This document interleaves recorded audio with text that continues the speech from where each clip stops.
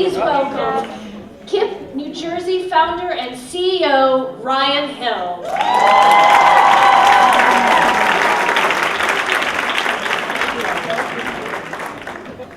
So I taught Leah all of that.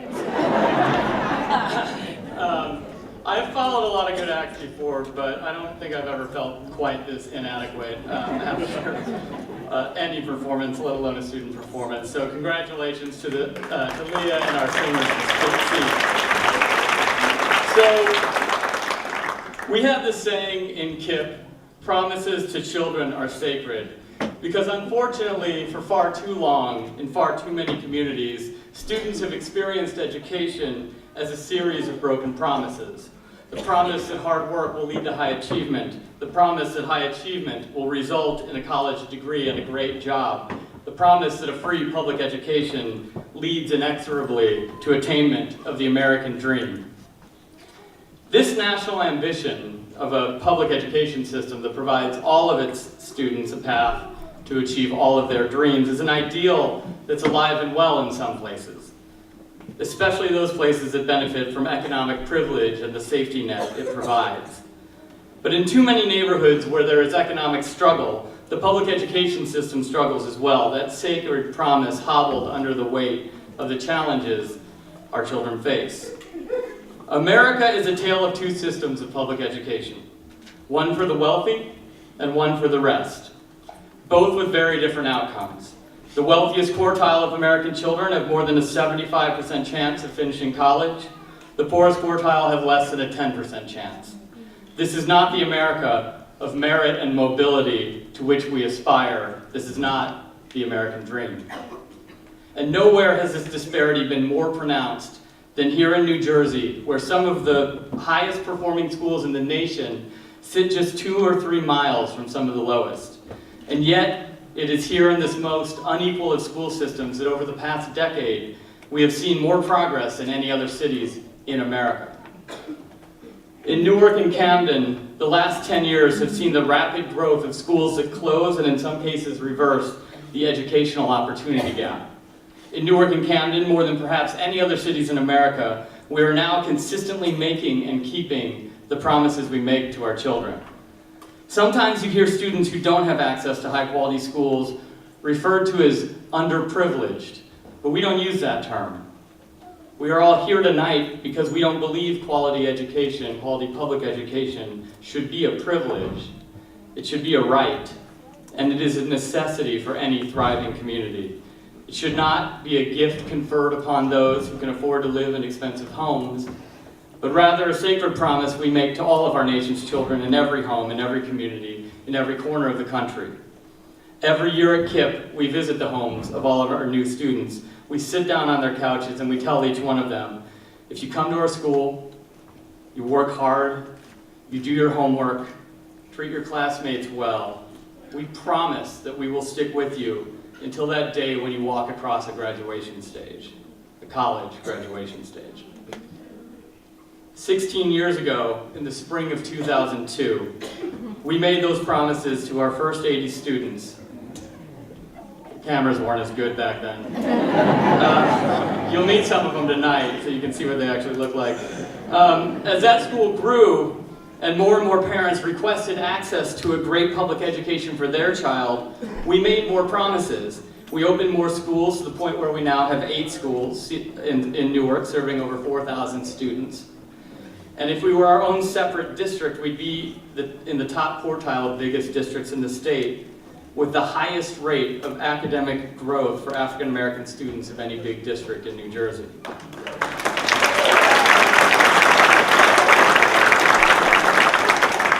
And 4 years ago, some community leaders from Camden asked us to provide access to the children of that great city. And at first we said no, because we worried it would jeopardize our ability to keep our promises in Newark. In fact, one of our board members who was just reminding me that he thought it was a terrible idea for us to go to Camden. I won't name him, but you know who you are, Rick. Because we all worried that it would be a distraction, we take these promises seriously. But the folks in Camden were persistent, and as we got to know Camden, We found yet another community where promises had been broken year after year to generations of children. In fact, the year before we opened our first school in Camden, there were 3 seniors who graduated high school with SAT scores high enough to be considered college ready in the whole city. 3. Just 3 kids. So in 2014, we made new promises to our first class of kindergartners in Camden. And today we serve 1,100 students in 3 schools there. And that's something we will be tonight as well. And as in Newark, as our kids are doing in Newark, our kids in Camden are growing tremendously, nearly quadrupling the proficiency rates they achieved before coming to our schools. And rather than our growth weakening our ability to follow through on our promises in Newark, we've only gotten stronger. Over the last 3 years, our performance on state tests has gone up by over 15 points across the board, even as we have increased the number of students we serve by over 80%. And most importantly, our high school in Newark sends, as we mentioned in the video, more African American students to college than any other school in the city, and it's not even particularly close. While our schools technically serve kindergarten through 12th grade, we view our promise as extending beyond that. So we support our kids long after they have graduated high school and until they have finished college. We know that to truly equalize access to education in America, Bilal, are you happy that we get you up on every screen with us? You'll see Bilal later. We know that to truly equalize access to education in America, the promise has to start early and end with a college degree. And in part because of our help, and in large measure because they're just simply amazing kids, our alumni graduate college at almost 4 times the rate of their peers. None of this could happen without you. Over the past decade and a half, we have raised almost $80 million, most of it coming from people in this room. That has enabled us to make over 6,000 new promises, and this year we embarked on a campaign to double that, to make thousands more promises, serving a total of over 10,000 students and 2,000 alumni in the next 5 years across our 2 cities. So thank you. Specifically, thank you to our elected leaders who are here tonight, Mayor Baraka and Councilman Ramos, and his colleagues on the City Council, whose support is incredibly critical for this all to happen. And of course, our board members who give so much of their time, expertise, their money, and their guidance as we figure out how to serve more kids better and better every single year. And our teachers, of course, who give every minute of their time and every ounce of their heart.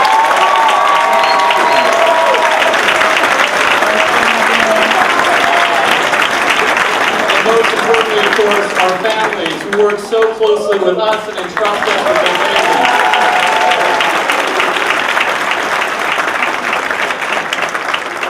None of you have to give so much of yourselves, but you do so because you all believe in this promise. Tonight you'll meet many of our amazing students and alumni. You met some already. You will hear their stories, which are at their heart the stories of the American dream coming true. These are stories that are theirs to tell, their songs to sing, and they are stories that you have helped make possible. They are stories of struggle and setbacks, and they are stories of determination and triumph. Ultimately, they are stories of promises made and promises kept. So settle in to hear more of the stories and the songs of the beautiful alumni students of KIPP New Jersey. Thank you.